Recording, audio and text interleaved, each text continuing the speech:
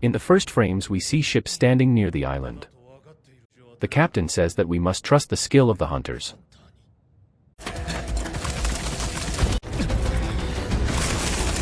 Hold the line, don't let them break through, says the hunter.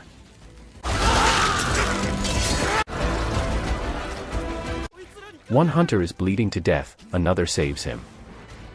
Afterwards, this hunter saves the dying men with his healing magic. Careful, says the wounded man, seeing the attacking monsters. S-rank hunter Yunho begins to fight these monsters. The hunter says he wants to save as many wounded as possible. A white monster appears, the hunters notice that it is not the boss. Bengu, take care of the wounded, says one of the hunters.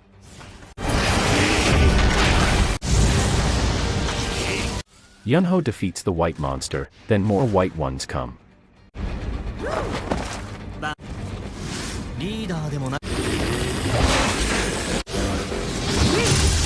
It's time for us to start, says Choi Jong-in, an S-rank mage.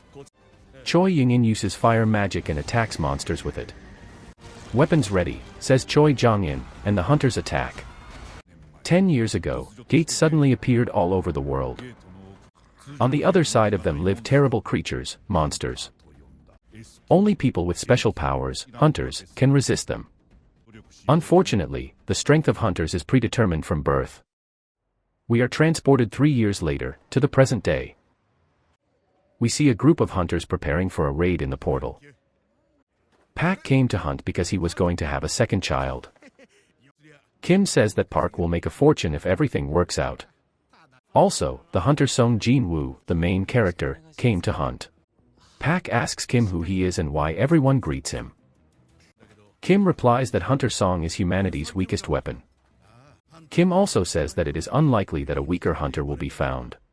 Seong Jin-woo hears everything, but he doesn't take offense because it's true.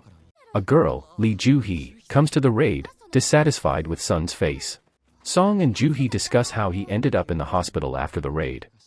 Sun says that they were without a healer, Joo-hee is unhappy. The raid begins, Seong Jin-woo and Lee Joo-hee go to the hunters.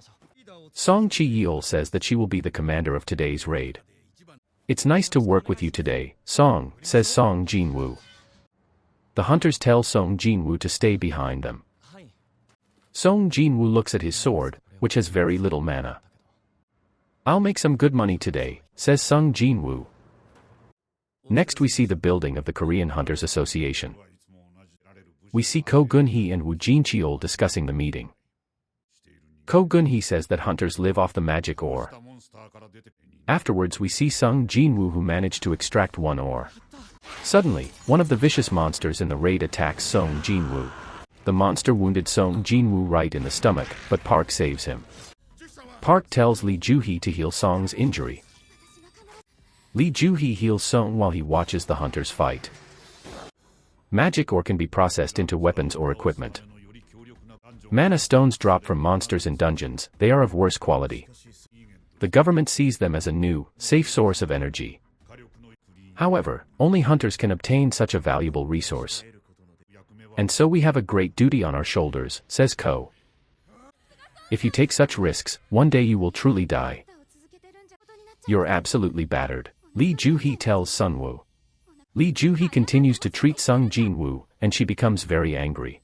Hunters say they have not found any magic ore or mana stones. One of the hunters calls the others and shows the entrance to the cave. The hunters stumbled upon a double dungeon, a rare occurrence. There's probably more loot down there in the tunnel, Kim says. You need to send a request to the association, says Seong Cheol. We barely mined any mana stones or ore, says Kim. Let's vote, says Seong Chi-yeol, and everyone votes.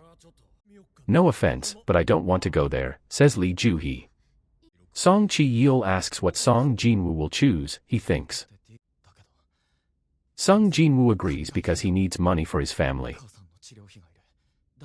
Afterwards we see the Hunters Guild and their entry into service. The guild tests hunters to find out what rank they belong to. You can read our terms and conditions, the man says. If you see a worthy candidate, grab him, says Choi Young-in. Next we are shown a girl who was suddenly robbed on the street. The criminal saw the girl jumping and taking the bag. The criminal fell off his motorcycle. The girl hunter's name is Cha Hae-in. Cha Hae-in returns the bag to the girl, who thanks her immensely.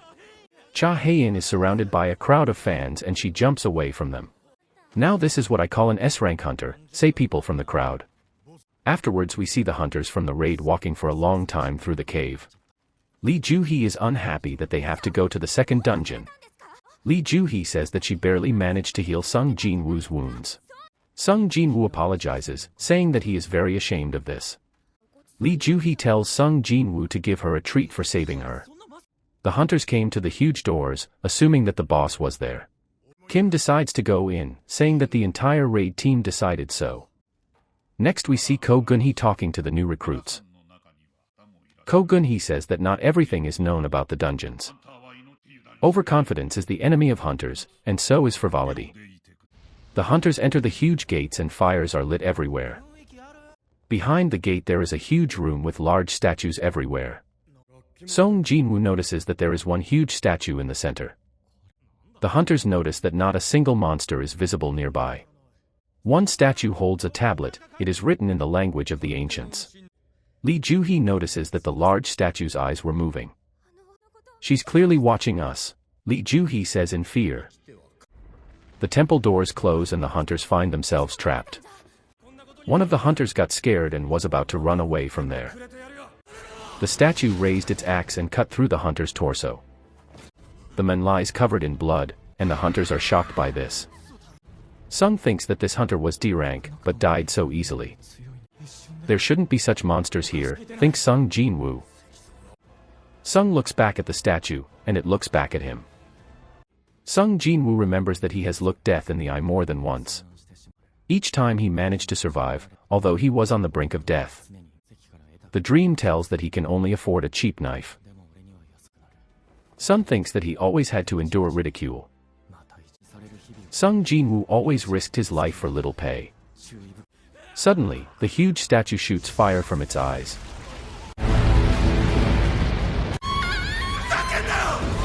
What's going on? How is this possible? We're trapped here.